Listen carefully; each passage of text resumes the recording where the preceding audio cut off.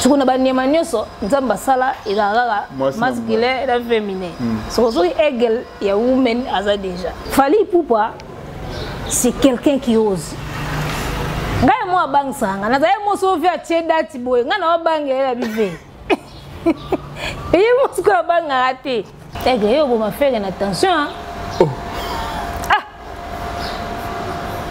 te ngana kan se beta manango yepa ke na tourna Nebisio. Yo, c'est quand même bien. On t'a sonné. Si aujourd'hui, l'artiste lui-même fait rigoler, voudrait assez que vous travaillez naïe. Yo linga plus occupé place ni au monde à place au faire à Zaranérer. Donc, nga so na travailler na place au mambo qui kitoko. Ils ont mis na place ni. La place est libre, non, mon intérêt au Lobangote parce que ça la m'a pété. Et ça la m'a pété. Et ça la m'a pété. Ah oui!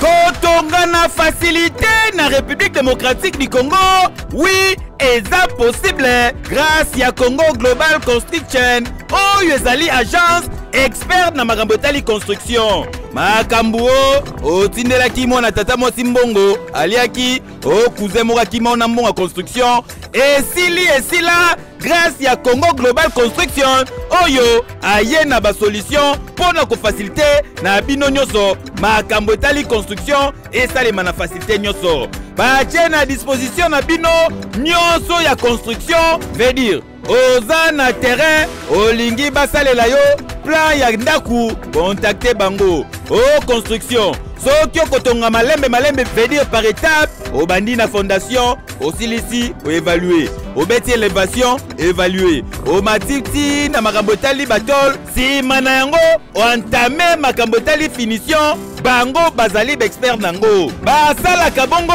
conception ya ba plan étude ya terrain étude topographique bazali pe kosala expertise na contre expertise bazali kosala projet devis plan P bazali pe kofinancer ozali na terrain na yo ozoluka ba partenaire pour ba financer bazali na ba partenaire s'il vous plaît basala ka plomberie électricité topographie plan d'assainissement et ba ville plan d'aménagement plan urbanistique ezali kobetama dada okoki kozala na Congo Brazzaville oza na mikili ya poto na Angola na Afrique nyonso contacter Congo Global Construction ezwami na Kinshasa na avenue de la Nation numéro 11 na Kinshasa Gombe na sima ya galerie présidentielle oza mobimba ekeyo. Oui, tu vois, ouais. Au fur et à mesure que l'eau peut découvrir. En tout cas, dans la globalité, moi je trouvais qu'il y avait des belles chansons. La preuve, les lots va m'aider ça, maman. Ah maman. Donc voilà, moi je dirais toujours bravo quoi. Artiste, il ne cesse de s'améliorer, il ne cesse de faire ses preuves. Pour ba golo depuis na tika côté wana ba koma warrior, okoma warrior. Tant que souci na ba banga na koma warrior. Je ne pense pas que Nana a besoin de la warrior pour reconnaître que Fally fait du bon boulot. So na rando e comme il est là, bando bimisi la biso album na victoire. So imaginez chaque fanatique Fala qui sakuna ki biso to bimisi album. Biso to somba. Ta wewa sa mbongo ya nyama. Cortège la victoire. Mounoué qui a dit que Bandoule Kozonga te chez Djonga 3 à Zongeli base naye na Paris oyo yesika bozala ki kolia komela pe koyoka ndule na niveau ya 2 fois te boyeba ke bilenge zongi na Paris na niveau ya kosakana te chez Djonga 3 awa chaque week-end bilenge zongi ya ndule à partir ya le 17 février 2023 ouverture officielle ya Bandoule Bokozwa chaque vendredi Suzuki Luzubu 4x4 grands chanteurs de mon pays à partir de 20h jusqu'à l'aube. Pe samedi, Bokozwa CNN Alligator na baninga tout awa boko sepela joli kitoko. À partir de 20h jusqu'à l'aube. Pe dimanche sombele souka bisanga. Bokozwa Nokolias, Emile alias de Mingongo, la voix qui cloche et longo na wenge poussana to vanda en matinée live. Oyo ekobanda à partir de 18h tina minuit. Kasi tunanga inini kaka ceux qui aimaient la CDC. Mbala moko night club to boîte et fungwami à partir de minuit. Ti ba 5h avec DJ Bobo. Oyo akosepelisa bino na bandule pe na ambiance ya kitoko. Malolo. Oui frère, Babi Tchonga.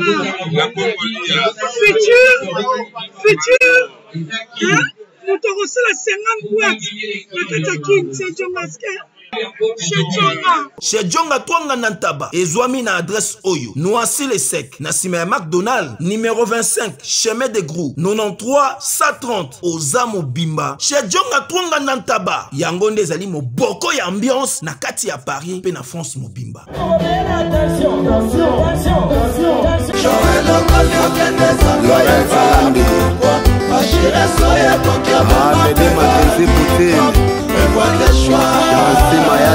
Forza Italia. Je n'ai pas le choix. Je n'ai pas le choix.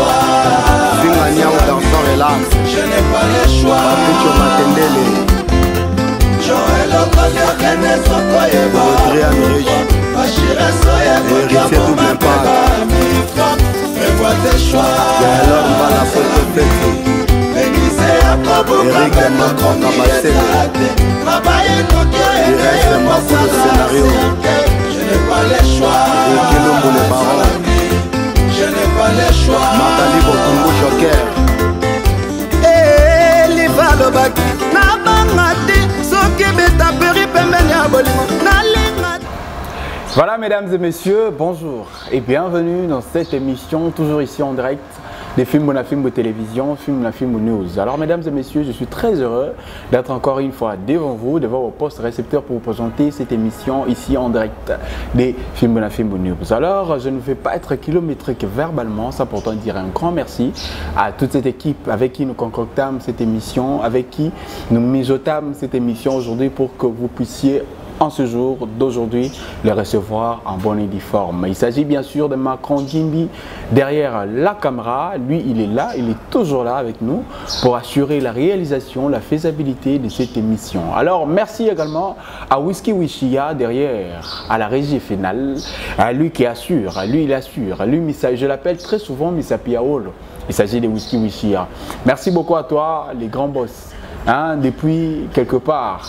Makizembe, le grand Ken Piana Makizembe, depuis quelque part, merci beaucoup, merci pour la confiance, merci pour tout. Donc j'ai redit encore merci pour la confiance. Alors mesdames et messieurs, je ne serai pas kilométrique verbalement. Aujourd'hui, la personne que je vais recevoir sur ce plateau, c'est une star avant tout, on doit se le dire, c'est une star avant tout, c'est une humoriste avant tout, c'est une stand-up woman avant tout. Elle a beaucoup de talent, elle est pétrie de talent, elle a dans son escarcelle, dans son agglomération, beaucoup de réalisations, mesdames et messieurs. Elle a fait le Marrakech des rires, le Parlement des rires. Elle a fait beaucoup de scènes, des hautes scènes, allais-je dire. Alors, mesdames et messieurs, il s'agit bien sûr de la Cléo, la Cléopâtre. Aujourd'hui, elle va faire des analyses très claires sur ces plateaux, mesdames et messieurs. Il s'agit, je ne sais pas, mais si tu peux regarder les images directement, il s'agit d'Abel Bouala qui se dit bonjour. Bonjour.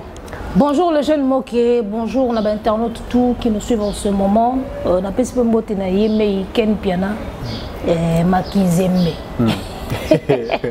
Merci grande sœur. Grande sœur, on a eu profil na yo. Personnellement, bon, moi souffrir, hein, la déontologie doit souffrir. Moi je l'appelle grande sœur parce que je sais pourquoi je l'appelle grande sœur. C'est ma grande sœur. Hein, il y a des petits nanga, appelle vraiment.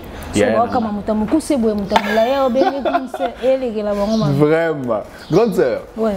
On va retracer biso un peu qui est Abel Bouala parce que c'est la première fois la biso, première fois au Toyamba na chaîne na biso film na film news. C'est la première fois, mais la dernière fois té. Retracer biso un peu Abel Bouala, to imeka koye ba na moi tant moké. Voilà, Abel Bouala, pour commencer, c'est une comédienne, humoriste, stand-upeuse. C'est-à-dire que théâtre, quand on est théâtre, collègue, il y a Maman Kalunga, collègue, il y a Fisto Saïsaï, il y a Ladi Esobe. Autrement, collègue, il y a Jamel Debbouze, collègue, il y a stand-upper Yoyebi. Et en dehors, on a casquette, il y a comédienne, humoriste, je suis dessinatrice au Bayebi. On a travaillé dans Kill Label, on a publié pas mal de bandes dessinées. Elle fait des bandes dessinées, oui. Et aussi, là, maintenant, je suis trop focus dans l'humour Et aussi, je fais des analyses sur ma propre chaîne YouTube. Donc, il y a un système qui ça, Simba ou Simba Kuna, sinon. Sinon, alors, merci beaucoup. Alors, je signale encore une fois, elle figure parmi les personnes, parmi les actrices qui ont ramené les styles ivoiriennes ou camerounais, je peux dire, dans la culture congolaise. La première, hein? La première, la first, il y a bien la first lady, la Cléo. C'est elle qui a ramené, tu vois le style que quand on parle comme ça là même. Tu vois le style que quand on parle comme ça là, quand on parle d'Abidjan, on parle de Soweto, quand on parle partout là même. C'est elle qui a ramené quoi. C'est celle-là qui a ramené tout ça ici là même. On est ici là, on est de façon, tu n'as pas idée. Là tu es de façon, tu es assise là. On est bé. Tu n'as pas envoyé, on va répondre. Merci Abel. Alors, je ne sais pas, depuis un temps, tu as constaté ma publication personnellement, parce qu'avant, ma publication est tendancieux du côté à Gaulois, Gauloises, qui a CP là. Bazaki Barombote, Bagolo on appelle Barombote. OK. Bawarrior également on appelle Barombote. Baspiritas, Bagriffe, Bawengeman, Balatinos, Bakoma Belé. Bakoma Belé Tokaboli Mbote. Mais si actuellement, je ne sais pas, ma publication est comme mon pokomo le belapé moi bola mo handicap, il a fallu pour pas. Avant bando sala ngote. Na habité pourquoi? C'est vrai. Avant, oui, avant bando comme ça fait rigolo, c'était plus le Gaulois faut faire rigolo et mon ta bois ka belle voilà. Gauloise en costard. Védateur en costard. Déjà, je dirais merci à l'artiste Ferrego pour la Libanga, on a Tikanga, Abel Boala, gladiateur en costard. Alors, les jeunes, il y a un marché mot exaté. J'étais du côté je faisais des analyses pour le compte de Ferrego, c'est-à-dire que quand on est au salon à la quinoise, on a engagé, on a fiche de paie, on a foutu à gaioté, les foot n'a sur internet, le système est là quoi code, moi ni relation toute la famille. Et comment j'étais vraiment du côté de l'artiste Ferrego. Je faisais partie de l'équipe n'a esprit à famille. Tout le bon parce qu'il n'y a pas eu un engagement qui m'a engagé, il y en a pas. L'esprit à famille, l'esprit à. Donc, ça doit comprendre bien, ni n'en a pas ça là. À part les bangas et pas artistes, donc il y a jamais quoi. Abel, gladiateur en costard. Abenga na eba on a bandi des missions sika parce qu'il y a des gens qui lui ont parlé de moi. Tala moi si moi boisson le belao tout ça et au sala paix bien moi ba French moi ni mon état d'esprit kitoko. Abenga appelle vidéo na WhatsApp tango zaka na je crois Guadeloupe. On dirait qu'il y a hôtel na ye. Tout cela on appelle vidéo. Ah, na moi des missions na yo kitoko c'est bon en tout cas continuer c'est bon. Et soukawana. Moi moral et mati, moi succès pe mati, bagola pe ba pesi confiance. Moi capture des cas pas que tout cela qui a l'idée. Pour gola tanga moi idéal leader à solution, c'est que c'est bon, ba pesi pe confiance. Ma solo pe banda ni wana. Après il y a l'être humain. Congolais surtout en particulier, toza o toza. Moi tima moi nini ngasku na kokana ko habiter na bata batimate. Ma raisonnaire, ba raisonnement les gars trop. Na kokana ko habiter na bata batimate. To bote place bata bavandi ba problème ezanga raté. Mais to ça na ba problème ya, ozongi micro na nga ozongi cité na linga bongo te. Ah pardon yango.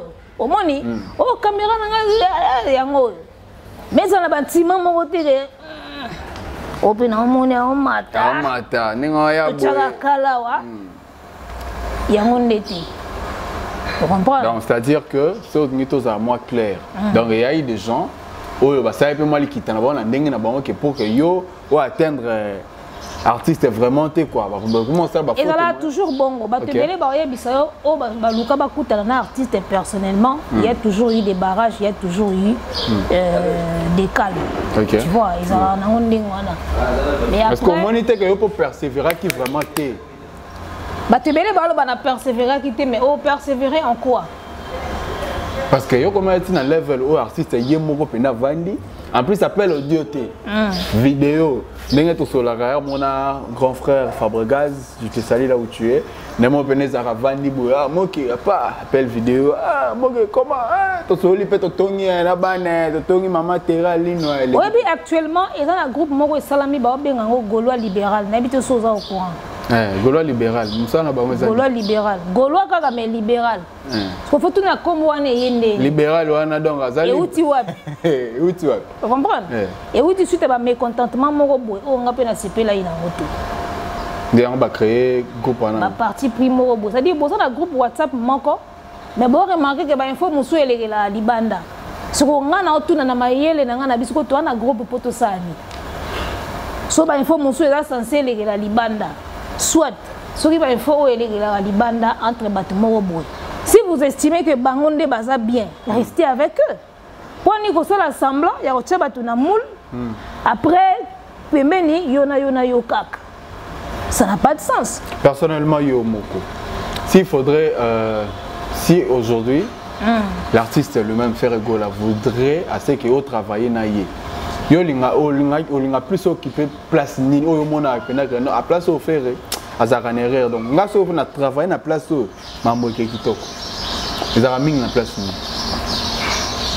ba place ya libe na mona intérêt au lobango te parce que ça la mapete et ça la mapete et ça mate tiens oh yemo déjà benga yo ana possibilité par bengo lisusu ya ko benga bandeke do bato ba biso so continuer ya kisasa do bandeke et ça la mate ngamo na bige ça mate na bige ça mate siko à présentement tendance na yo osaka gauloise osaka gladiateur en costard to Nicolo ozo la santé Eagle woman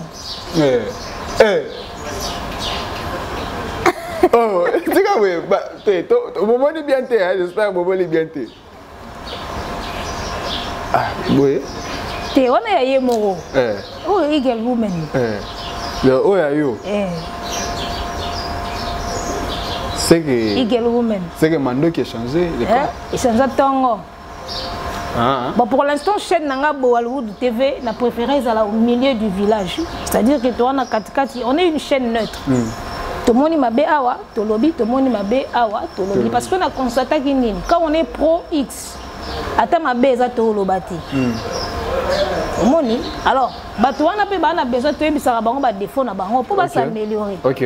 Si on a le bâti parce que je ne pense pas. D'où il faut que tout le monde puisse parce que Internet est comme un camp.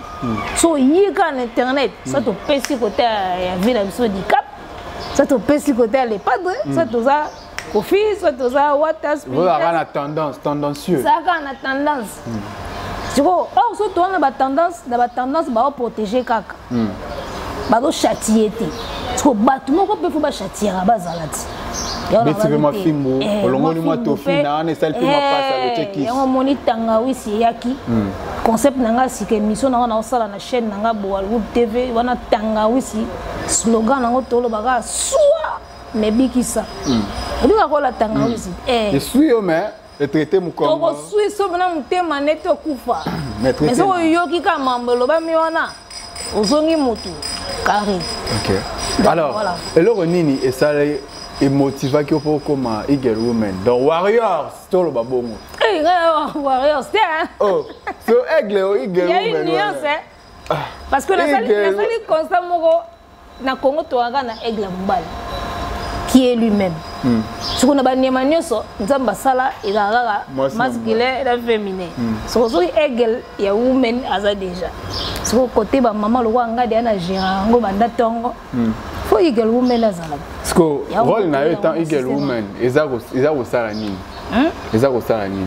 rôle na étant Eagle Woman na yo lingo me manga na tendance oh là on a tendance to linga to bande ko balandi to linga to éclaircir to yeba parce que il faut faire sa position nazali gladiateur et pas bagolois tiro na nga Eagle Woman Aigle ka ya moi sinana na katikati makongim na ebité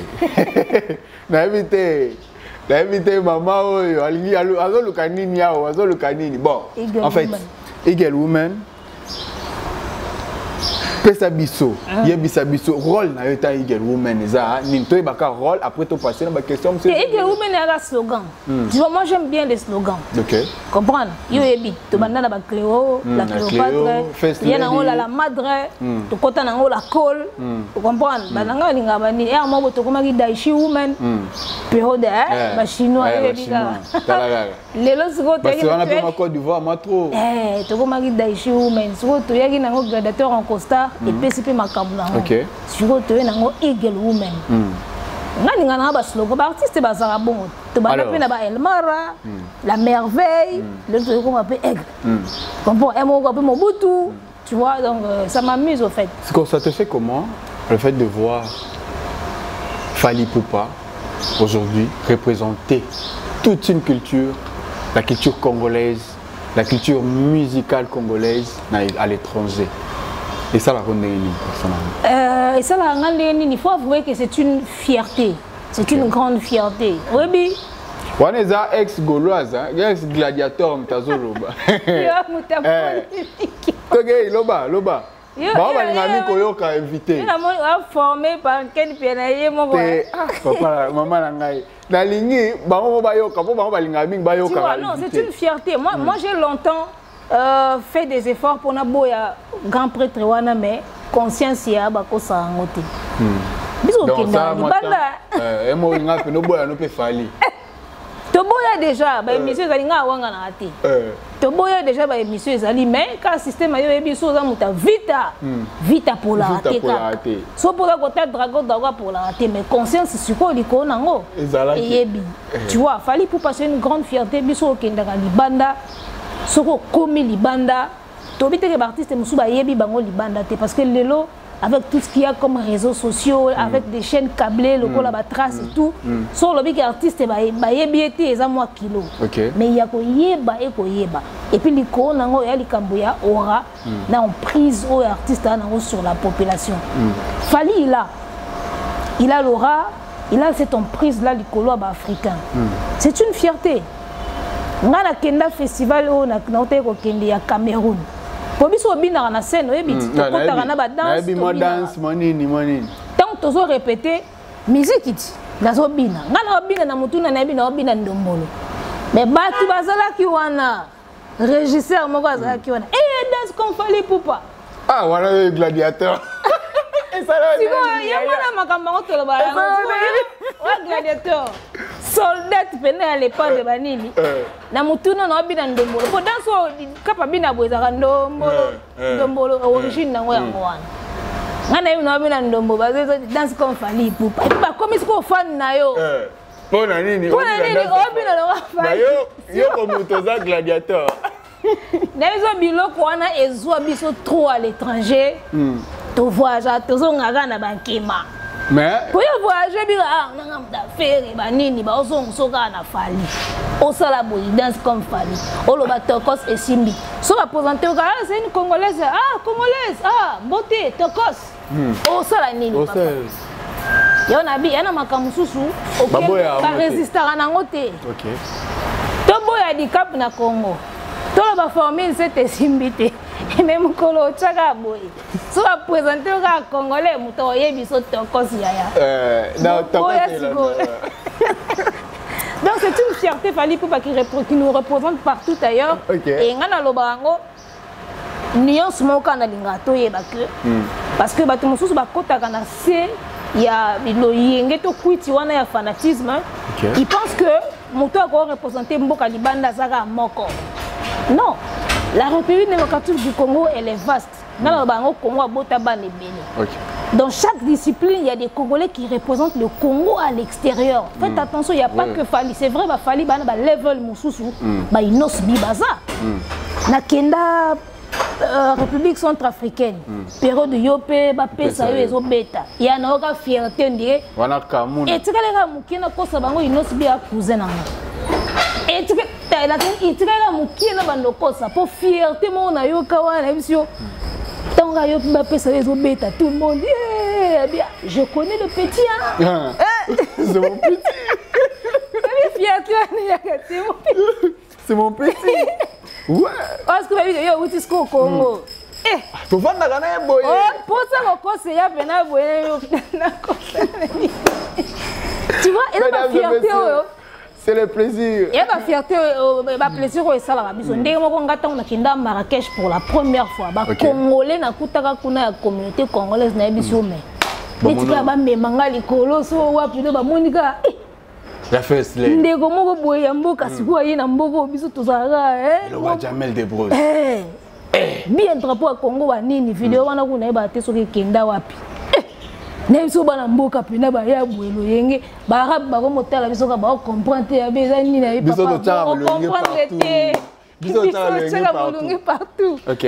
Tu vois, donc, fallait représenter le Congo ailleurs, c'est une fierté comme tout autre fils du pays que le font ailleurs, entre autres Babiso, Batebele Belé, et voilà. Ok, dans l'album Formule 7, il y a quand même il y a quelques titres là à l'intérieur. En tout cas, on a débuté avec Bimaki, parce que comme on a devoir, on a besoin un bon analyste sur YouTube, il faut y avoir l'album, mais comment le roi devoir, sinon on critique il y a un album combien tu vois on a débuté avec Bimaki, il y avait quelques chansons déjà on a débuté avec même si il y a des cas par le barak dans moi on concerné album on va travailler pendant 3 mois faut y avoir malem il y a un peu mon album et bimalelo menzimbu mususu et cartonné en décembre.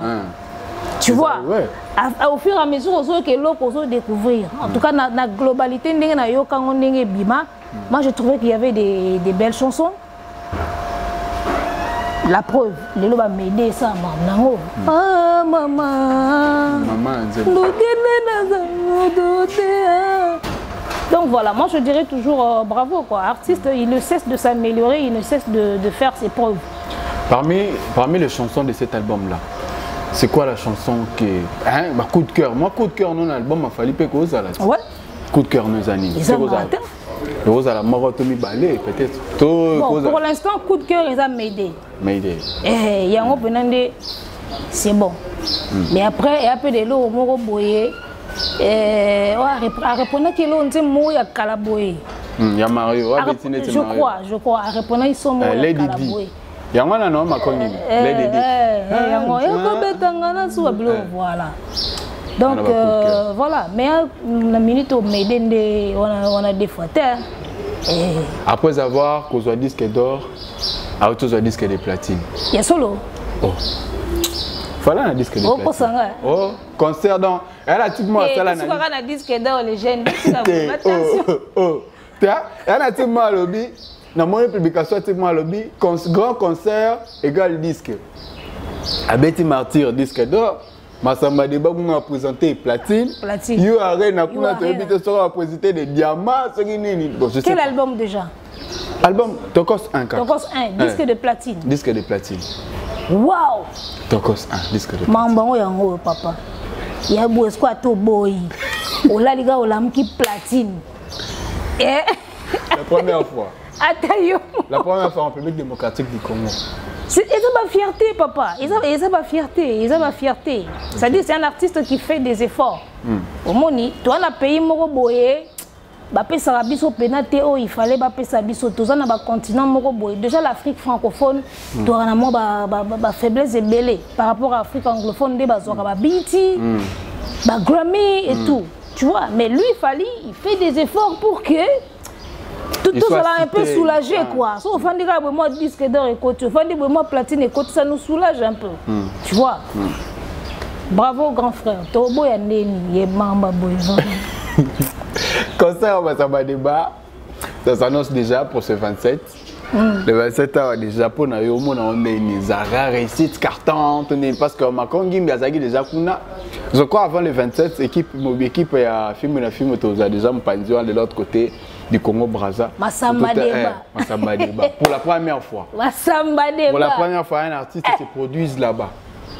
Martin a vu ce bétam. Oui, c'est pour la première fois. Même la Brazzaville là ba mekate. Même Baroga ba bétanante. C'est pour la toute première fois qu'un artiste. En plus, bon, tu auras Congolais, mais c'est un artiste d'ici qui a débloqué la situation. Oh, maman, c'est que Massamba Deba un artiste, même on a bétané. Donc, balle na balle. Balle na balle. Quand un festival qui est un artiste. neti fali na fiche bateka fali ye moko akei pa azongi mbali bosi ege yo boma faire attention hein ah te nga quand c'est bête manango ye pa ke na tourna e na bisio yo sika mabe o mta songi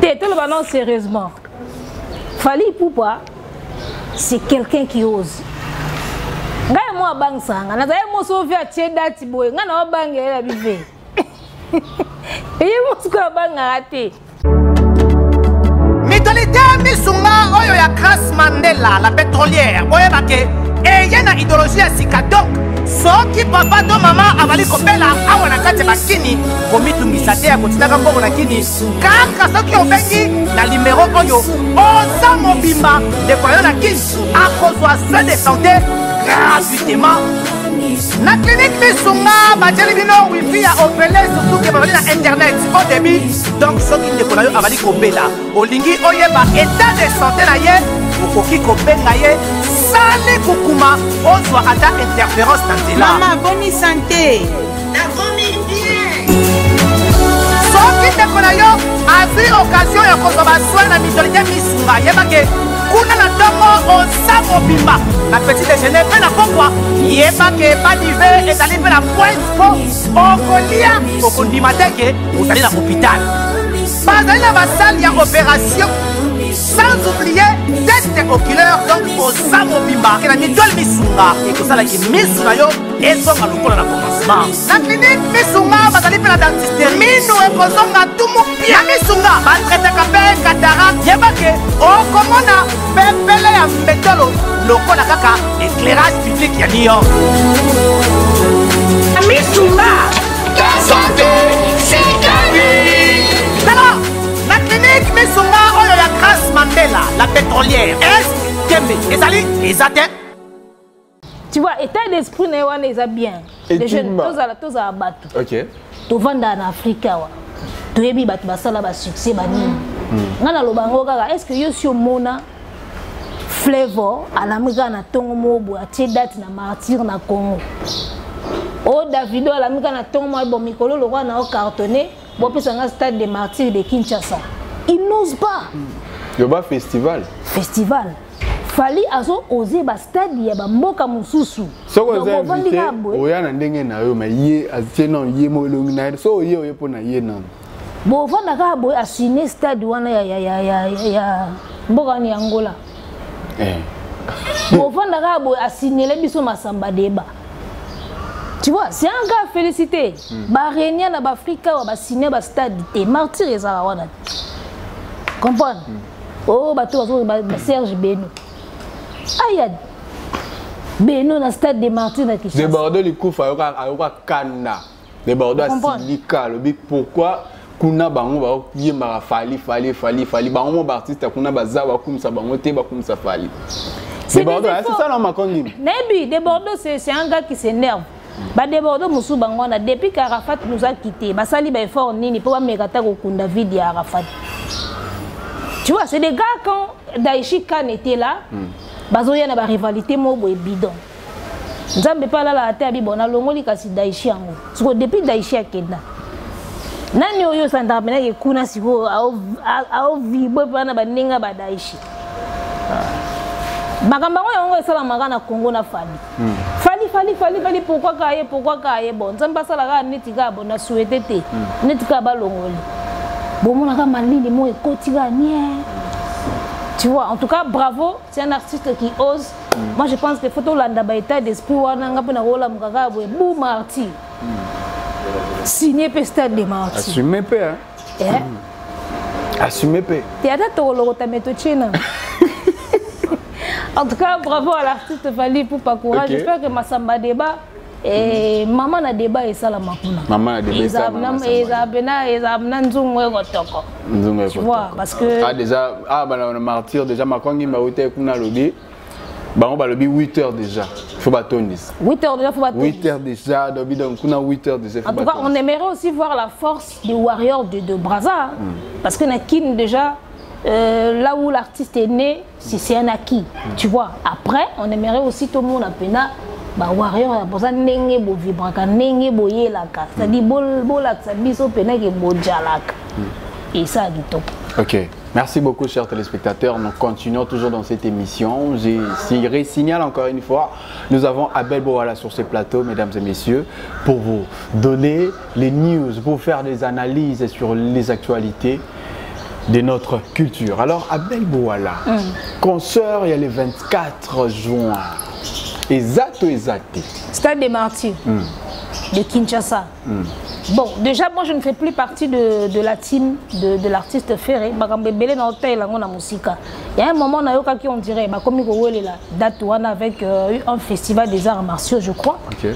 Après, lettre Bimawana, accordé, parce que l'artiste était sur place, il a visité le stade, on a vu les images. Et moi, je pense que le col a commandé déjà, c'est que accordé date, ce qui veut dire le 24 juin, stade des Martyrs et affaire Ebola et Kozala. Ngana se pele ezala. Toko kangambula na ba façon nyonso, toko kanga ba intempérie na ba façon nyonso, toko linga vraiment abeta yango. Parce que musique il fait que ndanga ndingo wana. Wenge mutu bayela ki biso idéologie à plein, idéologie à stade, idéologie à nini. Faut aussi sango. Donc jour wana na faut artiste abeta. Et puis biso toyaka to comparer. Pour biso sur bata songi na internet. Rôle na biso ka yango. Boyaka na caméra. Ke ba ro sopo ye wana ba ro za pe ma frappe. Obi? Ba ro frappe au père pour la souvena. Ngaso na yibo na za frappe. Ba mo na ngate. Non, il y a un ninga système.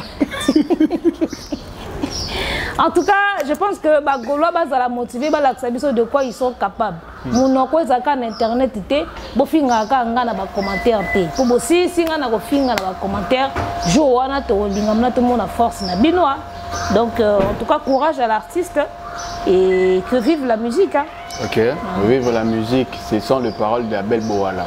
Alors, eloko nini oyo monaka fali azanango. L'artiste est moussou bazan en moté.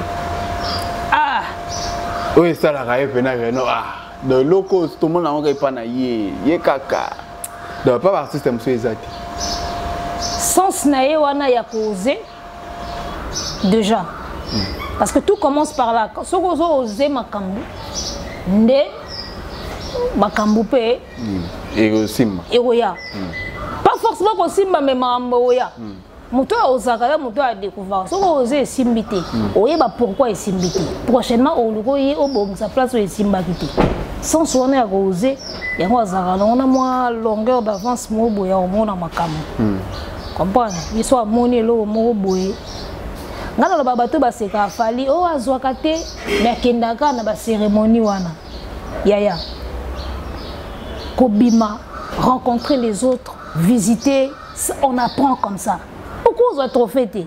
Au commis, on a dit que comme moi, ils ont bétama. On a intéressé, on a un moyen, au côté. C'est comme ça qu'il fallait s'ouvrir des portes. Mais nous avons eu à qui a zuité, il a golo balinga koseka.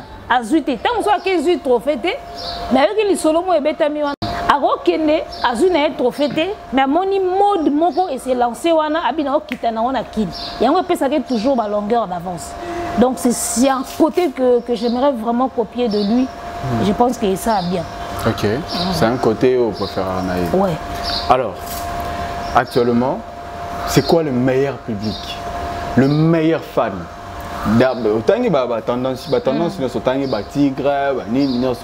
C'est quoi pour toi? C'est quoi le meilleur fan bazan à côté ni? Meilleur public, meilleur fan. Oh bah zawana pour un artiste na bango. Question oh ça bien. Mais en même temps, la question est complexe. Il faut tout d'abord connaître c'est quoi un meilleur fan. Meilleur fan à ça la nini. Tu vois, parce que tu vas que nani est un meilleur fan. Bon, pour décortiquer un peu, meilleur fan, fan, meilleur fan, elle doit te supporter à l'équipe. Les fanatiques là pour soutenir na ndenge nyonso asala nyonso pour artiste et œuvre artiste na ezala ekende kaka so artiste na tie rendez-vous ye aronima À Rose, on a 100 000. Artiste, on a un événement peut-être il y a 70 000. À Rose, on a juste 70 000. On a acheté pour Zalara, par exemple, pour combler l'effectif. L'événement artiste, on a pas artiste, on a côté Mongolia. Artiste, on a mis ses œuvres. Il faut que nous sommes, que on a un Bluetooth, il faut qu'il y ait vraiment. Quand il y a là, ça va décortiquer moquette. On a évité jusque là, on a décortiqué, on comprend quelque chose. Dans moi, on a lobby, on a compris, ça fait moins sens. On va répondre à Bissou. Bon, par rapport à ça, actuellement, les meilleurs, on a fait un peu dans le cas, pour les fans, mais artiste, on a été. On comprend. Artiste, elle a été. Artiste, bon, actuellement, qui est sur gauche droite, meilleurs fans, je pense que ce sont des Warriors. Parce que les gens ça fallu disque d'or. Les gens comme ça fallu. Les gens platine. Les gens platine. Les gens comme ça un certain nombre d'écoutes, des streams. Je pense que ils ont des meilleurs fans. Parce que moi je connais. Hein. Après, je dirais c'est. Mais enfin, les Warriors, yo, osa. Tu vois, Warrior, tu n'as vraiment. Base à l'éclairer. Pour les Gaulois, depuis que tu as côté, on a comme Warrior, comme Warrior. Tant que souci, on a comme Warrior. Je ne pense pas que nous avons besoin de la Warrior pour reconnaître que Fally fait du bon boulot. Hein. Je ne pense pas. Donc, les fanatiques, les Warrior,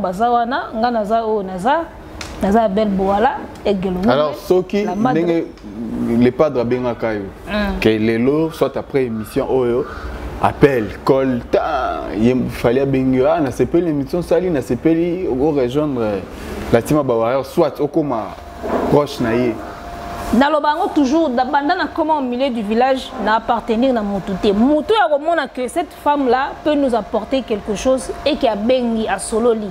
To Sololi ya. Ata wata na minto sukabi ke serango sola bien. Tala wata papa social. Ya memara. Ngana na milieu du village. Oya sola na bi sero a rendre a oze la biso utile nelo mobo ya. Tu es petit comme tu na Congo. Ouais. Tu comprends? Mbonga bana. La carte. Voilà. On était en train de parler des fans, le rôle de la fanatique. Je dirais pour l'instant, les meilleurs fans c'est des Warriors. Si tu as des artistes na bango, tu as le retour de Bamoussousouté. Après, je pense que c'est aussi les griffes de Inosbi. Tu vois, ce que j'apprécie chez Inosbi ou les fans d'Inosbi, ils sont là pour lui. Okay. Inosbi, c'est pas un petit. Oh, il a bimi à s'accrocher na vie moi pour pas fan na vie on a balingé. N'habite que ça mabé. Mais moi je vois dans ça un danger. Tant au groupe où une musique et bima na idéologie papa loi moté ba ya en tant que bon chic bon genre to linga bango en tant que wenge. Tant au gâteau bivin sayaki. Ayaki tena dembe la kofi ayela biso ba Michael Jackson. Puis les mesco ya ba congolais ya ba zaïrois à l'époque. To linga gâteau bivin na ndenge na ye.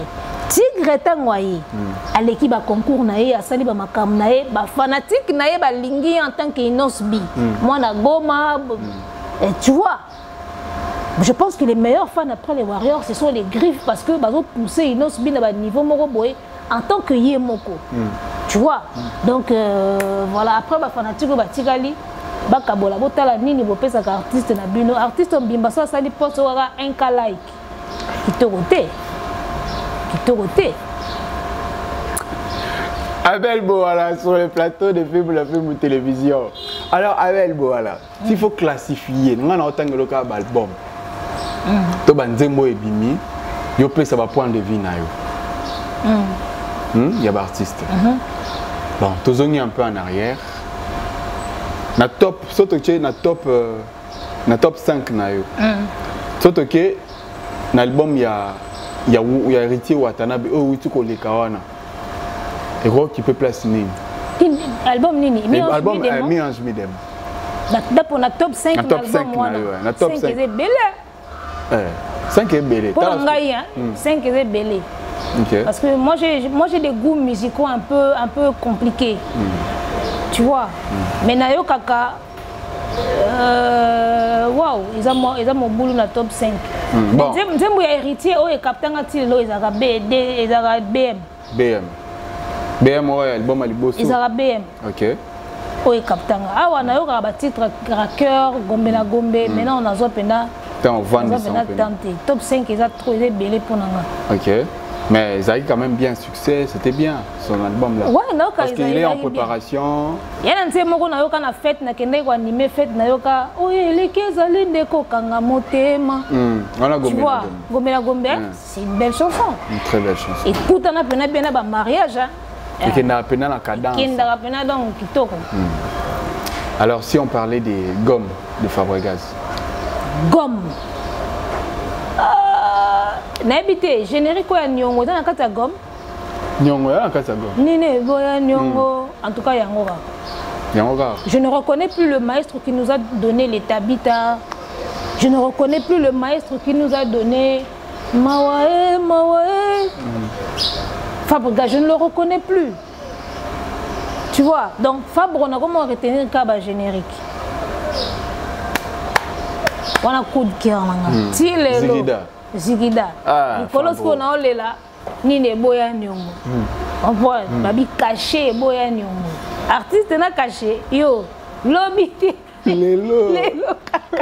Na kufa na ona poche. Voilà, c'est tout ce que je retiens. En tout cas na gomme na yoki pena rumbate. Yoki pena rumbate. Générique quand les mutu est captivé. Allure musique na biso kende. Ça va, ça évolue bientôt. Au moins l'appelait que perte mo ils en quatre musique. Bon. Question tuninga na ils ont ici une réponse mon papa ou Mbappé ça na émission moko boy. Abi mais bazolo ba musique na biso ils ont dit si mais on a ce jeune garçon Fali qui fait la fierté. Tu vois. Musique na biso tout ça na moi perte à vitesse. Et la faute na biso. To lingi koluka banzela musuti. Banzela musuneti. Dans la Bercy moi na émission ya émission moi ça na poto abi watazo ebisa bango bo crier bo luka banzela, j'avais aimé. Surtout la phrase on est ya bo luka banzela, j'avais aimé. Ça dit qu'on est réputé pour la rumba et le ndombolo, mais to luka banzela mususu yaya. To découvrir pe lignée moko boye et cartonner na ba ivoirien ba landi biso sous na lignée wana to luka banzela. Tu vois, les autres comment carrière moko boye moi plagia ya ba afrobeat. Afrobeat c'est les Nigériens. Ba looking zela moko boye ba tout komira wana. Toko luka penzela moko. Drill, pop smoke. Toko luka nzela moko pe boye ba sentir bena et répondre na ba ivoirien bango tout ba koti na cadence. Donc to meka un peu ko fungola sens na biso ya créativité ba musicien to luka banzela. Et quand on a encore rumba, mais tout le monde est là, comme rumba, tu vois. Donc, et ça a bien. Sinon, pour l'instant, tout ça nous a dominé. Tout ça nous a dominé. Tout ça nous a dominé. Afrobeat et Kati. Afrobeat, mais entre temps, Wizkid, on a ça la challenge, on a mon abissoir. Et on a mon abissoir. Ouais, c'est moi, Mayday.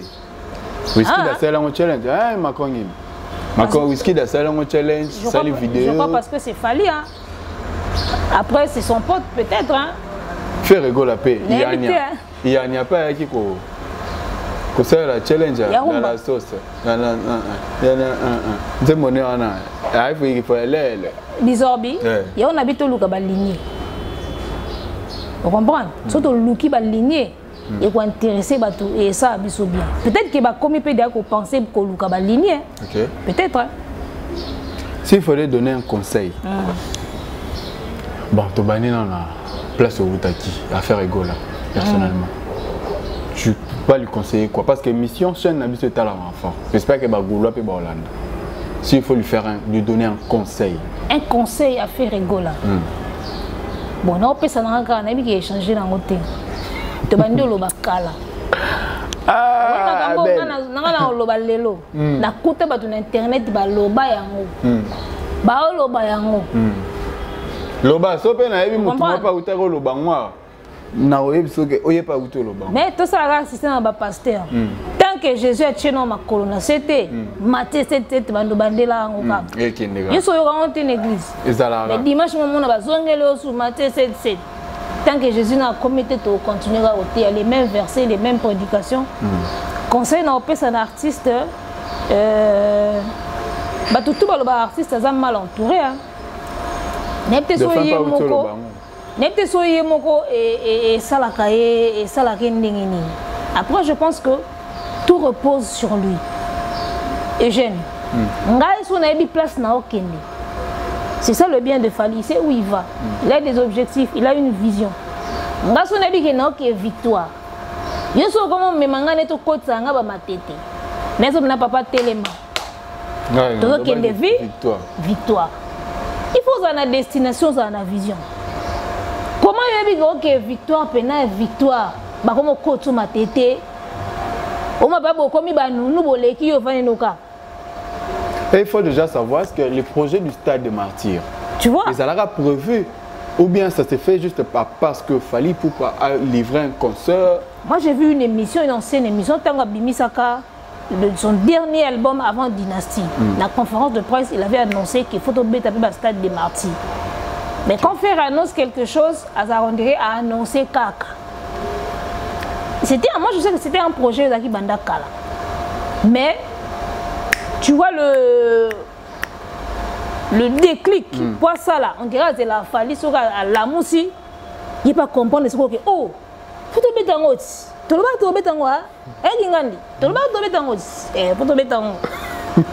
On dirait Zarabongo. C'est lui qui sait, si réellement il sait où il va, si réellement il a une vision, il a une direction à Okende. Aye bisaka batune ke ngana ina ki victoire. Boko tsanga matetete, bo memanga lembate. Boke nanga victoire. C'est ça. So yebi peso Okende manager ata yelio elo mobo yebi papa. Soki maman soki papa manager. Talanga vision dans les arabes. Moi je ne pense pas que vous êtes leader, vous êtes patron. Balobaka ki o batunaye mutu basala ka ebo. Batunaye mutu bakotsa ke na balibulu. Non. Na yoka elo moko boye trésor congolo. Kana ba mission na sala ka loba, soko soli na biso bienté et aussi mbaté parce que pour les capables faire c'est nous. C'est bien, mais ça peut être un danger. Ce qui veut dire que ce trésor congolais même si je peux apporter un plus à faire et à bloquer, donc souvent c'est les sentiments alors qu'il y a peut-être les pas d'accord avec moi soit apporter l'ingélo bien. Koyo kabatuno est bien, mais c'est ton avis à toi qui prime. Bagoye le esclave moko yo na roi vandi pa na trône, ba le esclave moko chef to kangé na bilanga na yo aoyiba. Tam subalinga ba incriminé po ba mona gena na chéri mo ba ngo balulaka. Fo yo moko yeba. Ozanga katika mutu boye pa mutakufi ofele. C'est ce qui se passe. Yé moko foye ba kozwa kuku mona makambo. Bato bayaka na lito ya mukonzi. Bazara pena ba makambo na bango na ba problème na bango. Yo na olaxo na bloqué yo. Tam soso elanga projet blé. Rando na ye a bloqué. Ngape moyena comme pas artiste na memele pe bien o wana ezate yango mona ka ba mal entouré. Parfois faut yo kana mbato. Au sali émission, il faut yamba ba chroniqueur na yo na émission. Boyelanga yi ba chroniqueur. Mutu moko boye na sentiment na ye aponi bato soki ya sala na bango nini ba yo na yo boya yo kuna boya ti. Ba komi wana. Fu monati. Na internet na mona bango bazaka ebele ndenge nini bobimisi kaka ka nombre mukie. C'est ça, yo mona bango ye nzoka basali système moko boye ba isolé ba mususu ba fini ba mususu yango mona o golo libéral bimi o ngandi bimi donc artiste ye moko ye belo wa lingi et puis à transmettre vision na ye pa ba collaborateur na ye ba tambola ensemble ba on tende ko ba memake na vision na ye, c'est ça. C'est tout ce que je peux lui donner comme conseil. OK. Et comme alors un conseil n'a Fally Ipupa. Un conseil à l'artiste Fally Ipupa. En tout cas, sincèrement, de tout cœur, grand frère Dicap,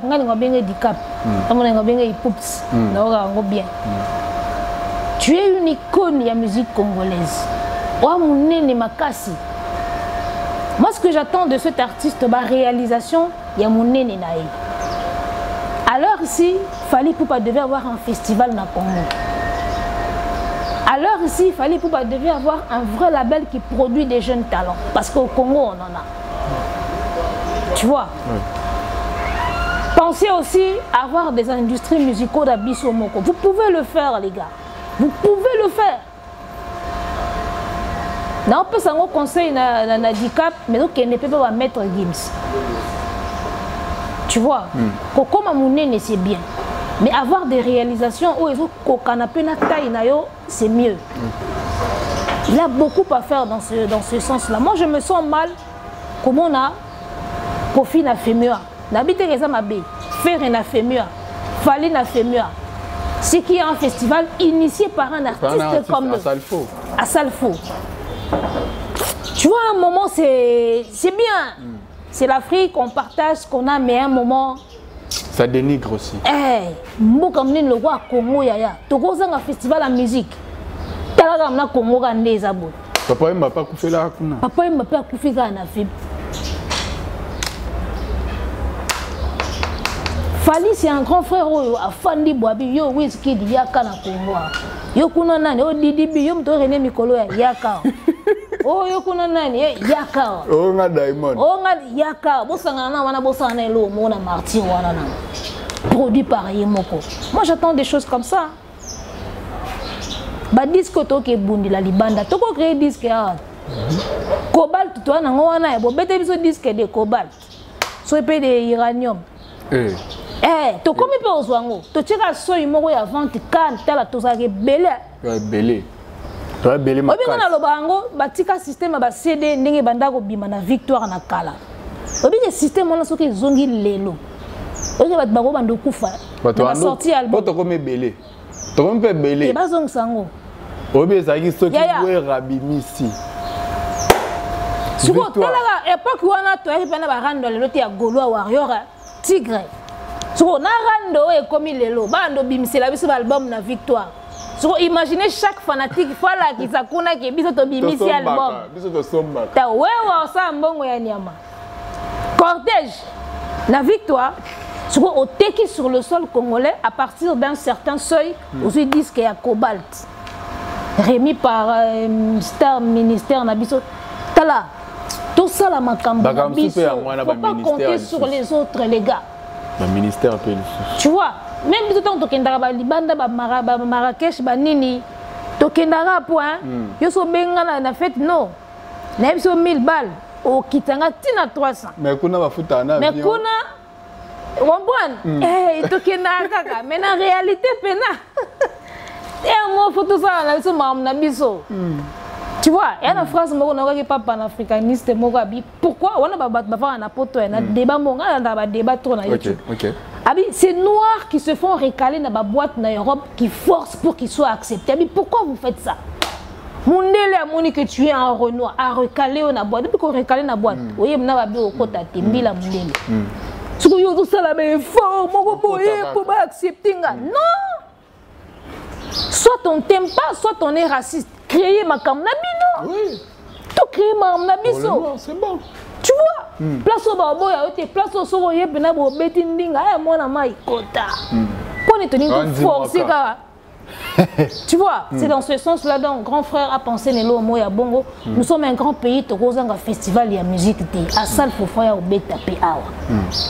Tu souhaites mais s'il faut payer vraiment quoi koufa pena scène awa koufa.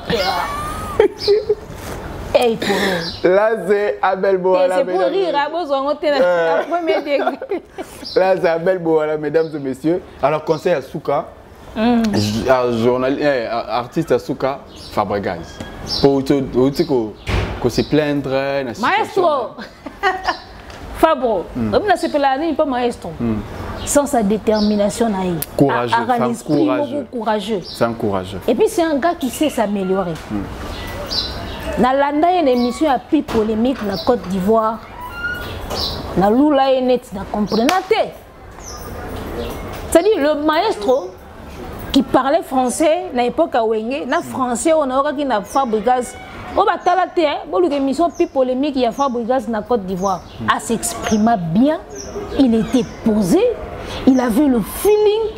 Naïbte ça comment mais la masanga mais tout autant bon mais la masanga té naïbte ça comment mais la masanga naïbte mais azara pena sanga j'avais senti moi Mbalo s'améliorer côté communication ce que j'aime chez lui en Rwanda Mais seulement maestro, ressaisis-toi un peu, zonga mnana boulot. Ngana lo bango artiste soit à côté trop na polémique. On dirait qu'il n'a plus grand chose à donner. Tel temps babanda la musique. Au moins il rage wana bazana les bandé. Il y a rappelé ça biso ka ba belle chanson hein, na album a bien.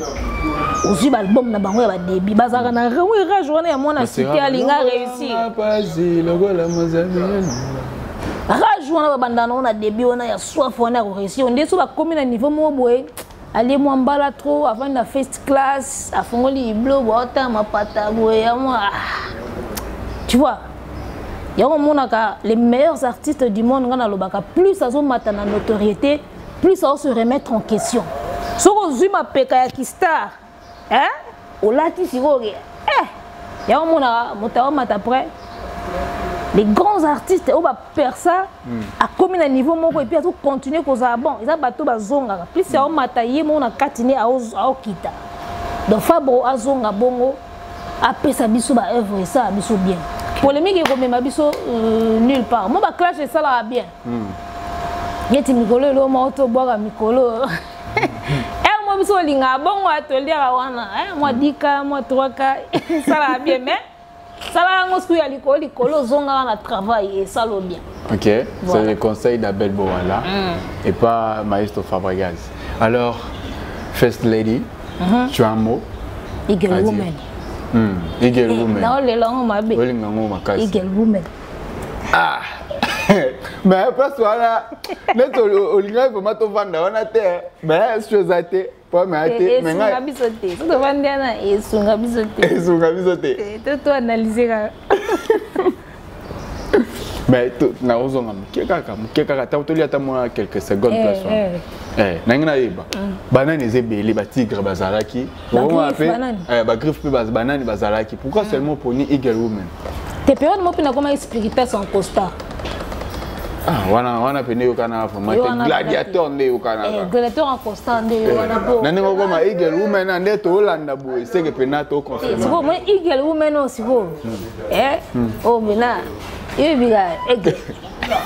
Eagle Woman. Oh benande fan na tokos. Comprenez mesdames et messieurs, c'est le nom Didi. Donc ebele lo ba mi ala be, et lo ba mité. Eagle Woman. Après si pour bon. Grande sœur, ma banque ezali, so ma banque ezapo awa, toke voir Canada, États-Unis, Belgique, partout au Hollande. Non, bon, tout le monde a tiré là depuis na longa mpanza les parts de batutu ba yebi kandeza e ba foni kangama ba sundola sko bul na bango so longo kuna na osila sko net pe yo yebi ngam nga osila rabu osila na boga mutu moko na tikala na ye bona mushinda depuis la Chine. OK. Vient nga na ebisio code pam. Code pam. Ya kana Chine. Mais code ya. Code ya solo là. Bona mushinda. Acheta ka agence de fret maritime faute aérien blo wana wanzuki ni banini. Zoae. Bona mushinda depuis la Chine. Mbote na yo. Na tikala kana ye na za ve na mona lo mo boy na catalogue. Ya neni. Bon, quand on a fait une semaine, il quoi?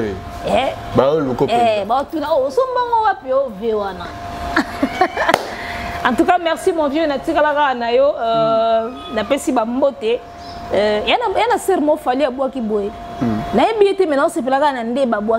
OK. Chimène Mercedes Zema avant. Partout les allois. Partout là on comprend l'été. Et après si l'ouvangi avance. Chimène Mercedes Zema avant. Si on n'est pas boaki, n'est bien. So boy babouaki est bien. Tu s'abonner à Belle Bollywood TV, Bollywood, Nollywood, Bleu moi bongo. Mais Bowal, on est comme on a Bowal, mais au long de la Bowalwood TV, analyse qui top ça la barafuna et batbossa touché no ane kita na ozo ba tek mo na biso batbossa na touché no ane kanga mame nzambe gaga na esprit olenda ga hôtel bisango ezala ezonga na bige Qu'est-ce abonné kuna banalisa kitoko eza kuna. OK. Ah libanga na salango bien. Wa libanga no lo bien nzembo no sala mo bien babwa ke ngonde bien nebi nanga mukona ngote nebi nanga mutongo te ah nebi ka mo amasi mais nebi eti Chimène Mercedes Zema avant babwa ka ngo bien voilà partie préférée à Makongimbi ah les langues ma bien ngabe kote na si ma caméra wana yali ngaka partie wana de bana chance ya Charles ya Charles Charles et la Charles ah Charles Nsilou Vangi yo yebi c'est yo yebi Charles Nsilou Vangi mamuta Makongimbi Charles Nsilou Vangi avant Chimène Mercedes Zema dala aye ba nebi na yete babwa ki ga bien babwa bien azuko yene na goma Voilà, mesdames et messieurs, c'est avec cette belle ambiance que je vous remercie beaucoup. Je vous remercie d'avoir suivi cette émission. Désormais, nous serons là. Nous étions un peu absents. Moi, personnellement, j'étais un peu absent par rapport à l'état de santé. Et la santé m'a dérangé un tout petit peu là. Mais là, je suis de retour. Vous allez suivre cette émission en bonne et due forme. Pour vos annonces, les produits et services, ma banga, ma mboutou, il y a un numéro qui s'affiche là au bas de vos postes récepteurs. Place Bakoumara, les jeunes moqués. Numéro Moelandarawana. Écrivez à ce numéro là. Comme ça, Toro Solo là, s'il y a des dédicaces. Parce que tout à l'heure, ma partout. Grand frère Makizembe. Na mon appel, ma solo to solo là qui, Ekotaki, Nanotaki, Nalandaki, Pe Maramutu. Ok. Merci pour la confiance. Alors, Deliston Teams, n'a pas aussi émissions. T'es sur la boîte de Deliston Teams. Bon, on a tapé avance, Deliston et Chips, avance. Il y a Makrongi mais derrière la caméra, avance. Nani, tu sais nani? Whisky Wishy, avance. D'abord rappelle la Kinda ko. La Kinda na biso yo pe avance. Ken Piana Makizembe, avance. Nani souhaite kali? Ngamoko les jeunes moqués, avance.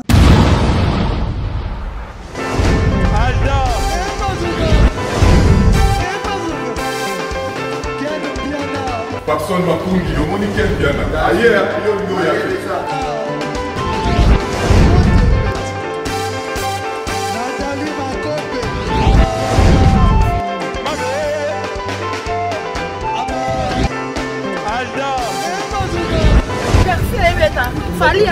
on va te là qui a donc m'a envoyé que le bien.